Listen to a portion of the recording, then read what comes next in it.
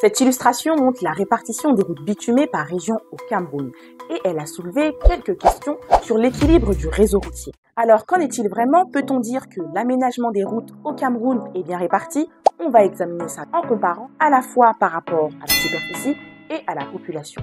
Éclairage avec Axmedia. Tout d'abord, il faut savoir qu'au Cameroun, moins de 9% du réseau routier est bitumé sur un total de 121 873 km. Début février 2024, le pays comptait précisément 10 225 km de routes bitumées, réparties de manière inégale entre les 10 régions.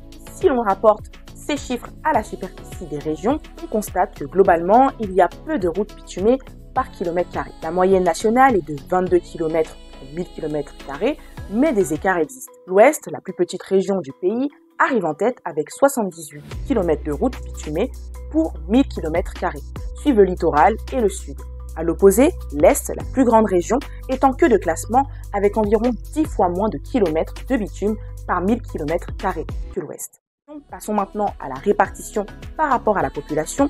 Aujourd'hui, on estime que le Cameroun compte près de 29 millions d'habitants. Mais nous nous baserons sur les chiffres les plus récents de l'Institut national de statistique, soit ceux de 2019, avec une population d'environ 24 millions de personnes. Si l'on rapporte le linéaire routier à la population, le sud domine largement avec 217 km de routes bitumées pour 100 000 habitants, ce qui s'explique par sa faible densité démographique. Viennent ensuite l'Est et l'Adamawa. En revanche, l'extrême nord, bien qu'étant la deuxième région la plus peuplée du pays, affiche seulement 17 km de routes bitumées pour 100 000 habitants. En résumé, même si le centre totalise le plus grand nombre de kilomètres bitumés, l'Ouest se démarque lorsqu'on rapporte ces kilomètres à la superficie, tandis que le sud prend la tête si l'on tient compte du ratio par habitant. Ces écarts montrent qu'il ne suffit pas de regarder les chiffres bruts, la répartition doit être analysée en fonction de la superficie et de la population pour mieux comprendre les enjeux d'accessibilité et d'équité dans l'aménagement routier au Cameroun. Quelles conclusions tires-tu de ces comparaisons? Dis-nous ça en commentaire et rendez-vous demain pour une nouvelle